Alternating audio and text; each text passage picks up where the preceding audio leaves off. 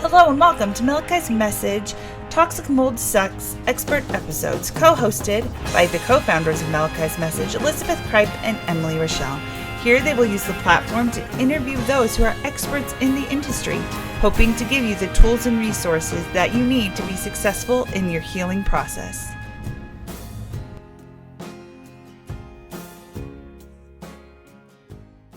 Hi, my name is Elizabeth Kripe. I am the co-founder and executive director of Malachi's Message.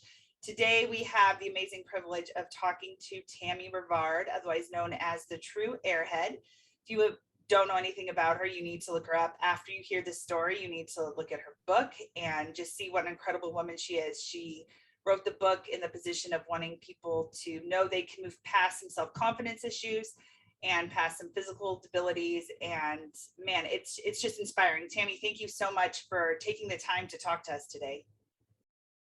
I'm honored to be here. And when I found out about your group, I contacted you because I really am trying to spread the word and the meaning of mold. Do you want me just to jump into my story? Yeah. I'm not sure how. Yeah, jump in. The reason I am called the True AirHead, part of my brain deteriorated from lack of oxygen in an asthma attack, and it was from an allergic reaction to mold. What happened is we had a broken sprinkler spraying on our house, and twice I hired two different gardeners, and my ex-husband was like, I'll save the money, I'm going to do it. I'll fix it myself. Well, of course, he never did. And so the water just kept spraying on our house every day. Well, I had 16 asthma attacks in 3 months, and I never imagined it was the water because it was outside. I never imagined that it was creating, but I was so groggy and so dizzy. And we'd get in these arguments because I say to him, you don't understand. If I go out with friends, just sitting, I feel so much better than I do at home. At home, I'm just going to lay on the couch because I had no energy from the minute I walked in that house. But I never thought it was mold, never imagined. And so on the 16th asthma attack, it was in February of 2009. And I had gone to work that day. I had a medical check that day that, like, it was the first time ever, but they had nurses at our work doing, like, for an insurance thing, doing checkups. And I passed the checkup in the morning. But that afternoon, I was just, again, having more, and I was at work, but inside the offices there, I was having trouble breathing and it got worse. And so I left work at like 3:30 that day, and I was just gasping for air. So I went home, and it wasn't even a half hour, and I woke up my ex-husband and I said, I've got to go back to the emergency room. And I was gasping, I couldn't even get it out. And as we drove to the emergency room, the song Live Like You Were Dying, and it was a real popular song then, but I had a friend that had passed away like a month before, and that was the song at her funeral. And I literally thought I was dying that day. I was just so gasping so bad. So instead of going to the emergency room, my ex-husband decided to take me to the urgent care because I was so bad and it was closer to the house. And he's like, we're just going here. And they didn't even check me in. They just took me straight back and put me on albuterol because I was so out of breath. And when I started to take the albuterol, I passed out, and it was only for a couple seconds. But from passing out, that lack of oxygen, that's what created my brain to deteriorate. And so if you look on an MRI, my spelling and grammar are not good, but I'm sorry, I kind of skipped in, but if you look at an MRI, part of my brain is missing. It's not there. And so it's a little bit different too than people that have had a traumatic brain injury because their brain can heal. Mine is completely gone. They've tested me at 2 years, 5 years, and 10 years, and I get the same exact questions wrong with all these years of physical therapy. And so I've just had to learn to adapt.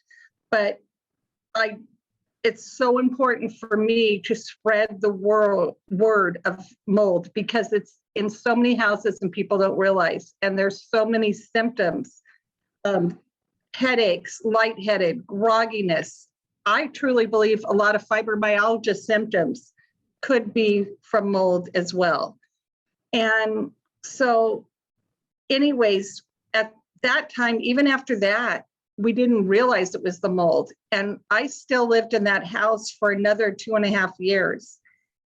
And then they kept doing surgeries. They took out my uvula. They did a deviated septum. They actually even did a breast reduction to think if they took some of the weight off, that would make a difference because they couldn't figure out why I was gasping for air so bad and why my vocal cords kept getting infected. And so then in 2012, I separated from my ex-husband. And I think at this point, I had had 7 or 8 surgeries. And they were going to for the second time, they were going to put steroids into my vocal cords to try to clear them up. And I went in for, they were so bad in September. I moved out of the house and the beginning of November. And at the beginning of December, I went in for a pre-op and my vocal cords were completely clear. The doctor looked at me and said, "What did you do?" And I said, "I moved out of the house 2.5 weeks ago." And he said, "Your lungs are clear." He says, "For the first time, I don't even need an appointment with you."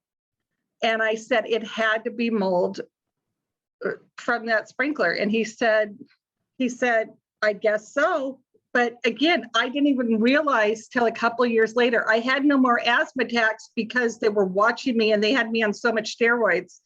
I even have an issue with my gums and bleeding because they had me on such a high dose of steroids for so long. But again, it was all because of mold. I have not had an asthma attack or needed to go to the emergency room since I moved out of that house. And so we know it was all the mold. And so from there, I worked on award shows for many years. Again, I had to step down and just do a very part-time because I was just not capable. And I'm still groggy and exhausted, but it's just not the same as it was, with the mold.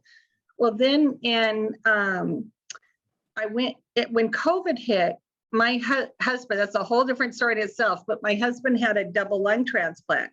So I had to find somewhere where I could stay inside. And because I didn't want to get him sick, I would have felt so guilty if I got him sick. And so I struggled for a year. And then I went on this entrepreneurial challenge, and it was through a community called YEP, the Young Entrepreneur Program. And on this challenge, a speaker called on me and he said, "What do you have different than everyone else on the call?" And I said, "I'm an AirHead. Part of my brain is missing." And he said, "Why haven't you written a book?" And I said, "It's not that I have negative beliefs, but I am not capable. My spelling and grammar and math are so bad. I've had to learn to adapt. I had tried going back to school and it was taking me 5 hours to do the homework. And the doctors finally said to me, "You've just got to realize this is not your thing," and there's just certain things that I had to learn to adapt because, again, like I said towards the beginning, my brain isn't improving like a lot of other people are capable of because that part of my brain is just completely gone. And so I just told them my spelling and grammar are so bad. They said, "That's what editors are for." And he said, "I will help you." And then a second author, Dr.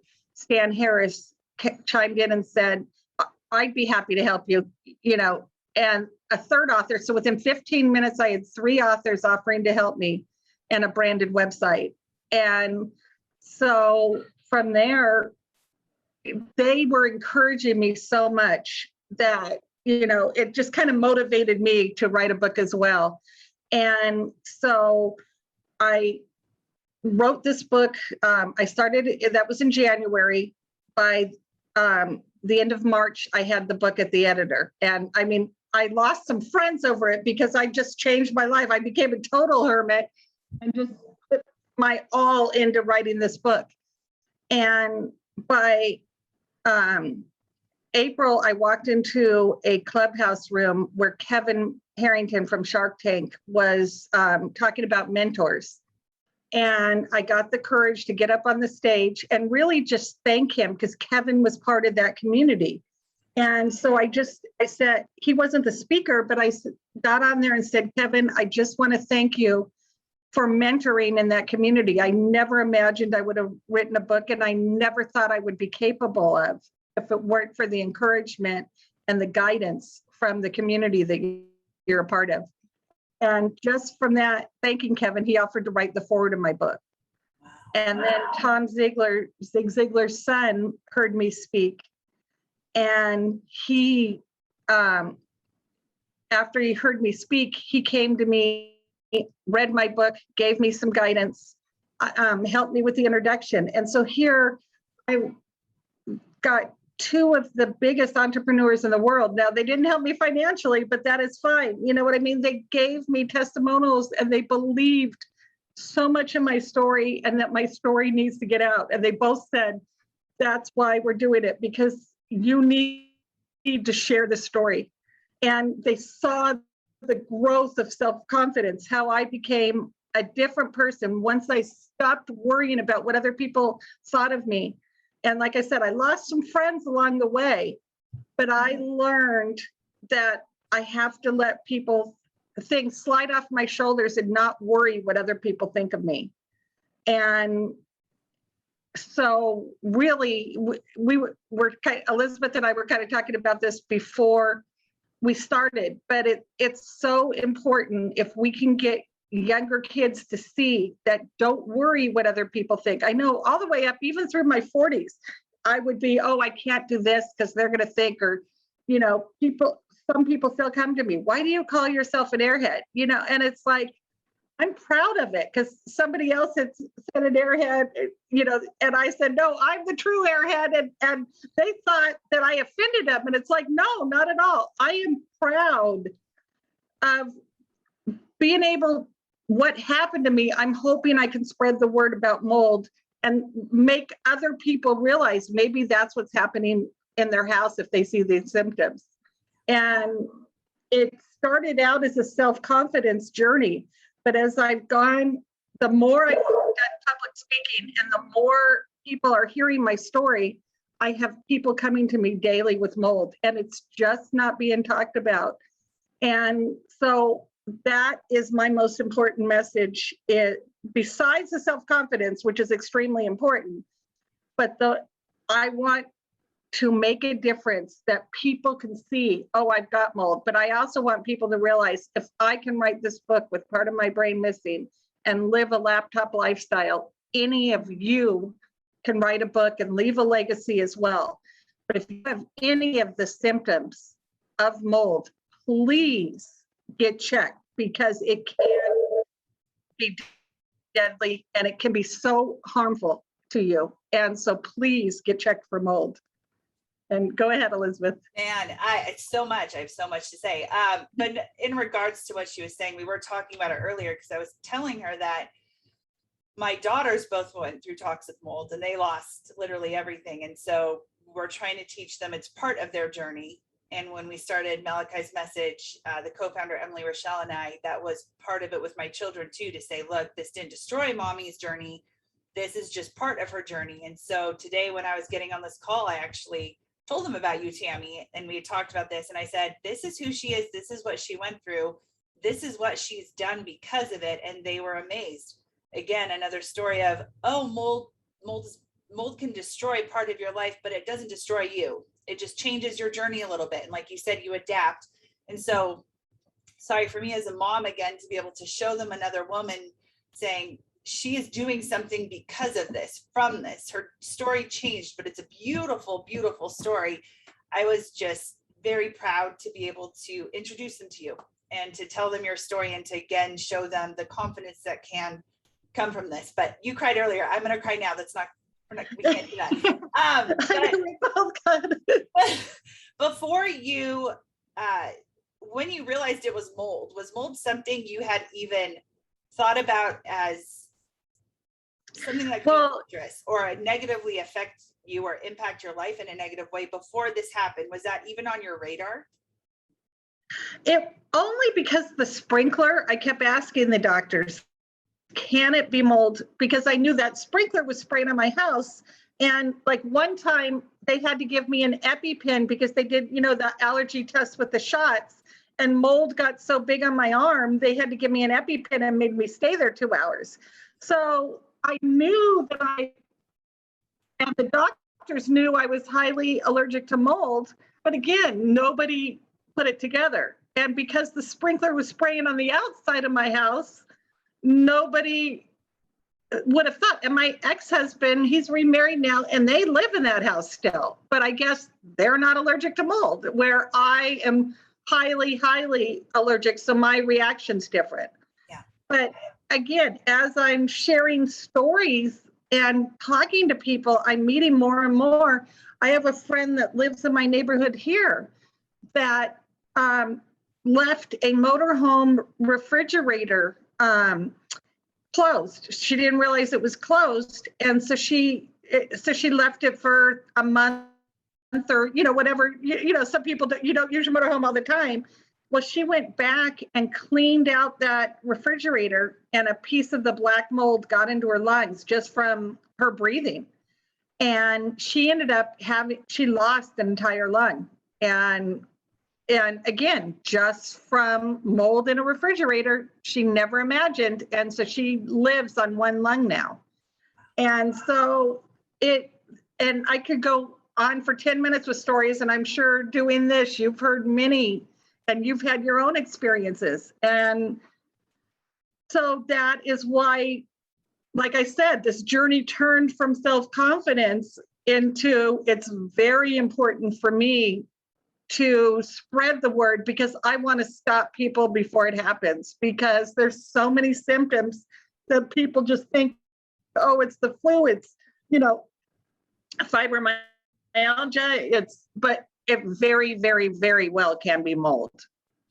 And I just want to hop in real quick and let people know, if you're hearing this and you're thinking, oh, what you're talking about sounds like me, I think it might be mold. We always say the first step at that point, if you can, is to hire a licensed mold inspector, so that you at least have the next step. If you're hearing her story or hearing parts of ours and going, oh, these symptoms sound very familiar, that would be your next step. They are the ones that have been trained. They're the ones that know what they're doing, and they're the ones that can actually come in and test your home properly, just to make sure people know what to do next if they're hearing this and going, oh, that sounds like me. And definitely. And if you don't have, and again, you guys have your own thing, but if you don't have the money, I recommend the inspector license for sure.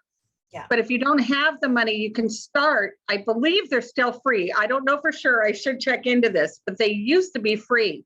At Home Depot and Lowe's, there used to be a kit you can just pick up there. I'm not sure to tell you the truth, I should research that. But no, I definitely agree with her as far as hiring the inspector. But if you don't have the money, at least get a kit and start there.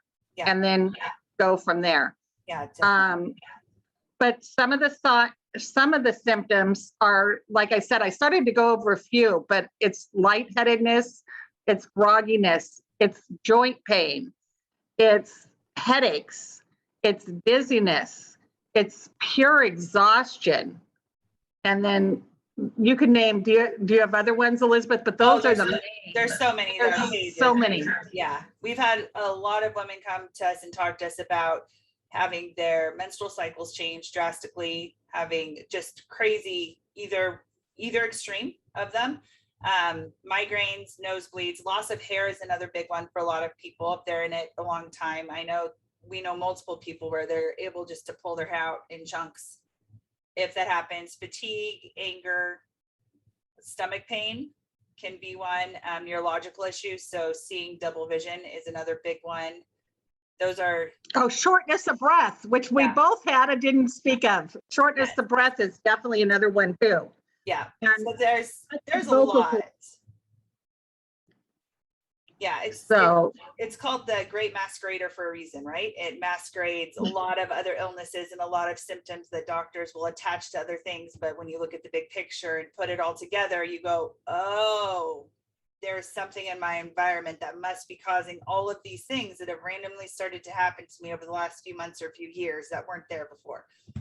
So that's the one thing we tell people. If you're seeing things that are happening that weren't there before, and there's quite a few different things that are happening, there's probably a greater picture to this. It's not just that you develop 10 different illnesses within a 2-year period. There's something that's causing all of these things to happen at the same time. and I would say exhaustion is one of the biggest ones. If you walk in that house and your throat starts feeling it, yeah, exhaustion. I know when we looked at houses, and even just recently, my husband and I are thinking of moving. There's been a couple houses we walked into. One of them, I couldn't stay in the house for more than 3 or 4 minutes. I told my husband, you can keep looking, but I need to step away. My throat was just closing. And sure enough, we found out the house was flooded. And so, again, I am much more sensitive to it now, but definitely the soreness in your throat and the pure exhaustion are two of the biggest starters. Yeah. So if people want more information, because I don't want to take up all of your time today, but if people want more information about you and your book, where can they locate that? Where can they go to find out more about you, and where can they go to order your book? Sure. It's www.thetrueairhead.com. And my book is also available on Amazon, Barnes and Noble online, Target online, many book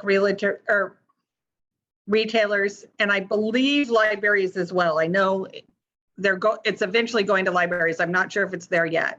Okay. So. Perfect.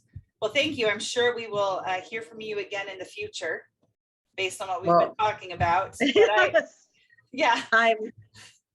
I'm honored to spread the word here, because I feel that we do need to team up. I just feel this is so important, and not enough people don't realize that's what's happening to them. And I really think a lot of fibromyalgia, I think if people really researched it, I'll bet you there could be mold in a lot of those people's houses somewhere, or in their motorhome. A lot of mold comes in motorhomes and campers because of those vents. And people don't realize that too. Yeah, if they're not maintained properly. Yeah. And I just wanted to let you guys know, we connected. She got a hold of us, and it's, if you don't know this, obviously, it's because Malachi's Message has funds set up, or a nonprofit, for people who have gone through what she's gone through and what so many people are going through, and we're here to financially assist them. So we connected because we both have a passion for awareness of toxic mold and wanting people to get the help that they need. But thank you so much, Tammy. This was amazing. We just appreciate your time so much. I'm honored to, like I said, when I saw this organization, I just wanted to become a part, because there's not enough awareness about mold, and it's happening to so many people, and it's just not talked about. And people don't realize it's happening to them until they get real sick, like you did, or I did. And I would love to stop people before they get to that point, and make them just more aware and realize this is what it could be. Yeah, definitely.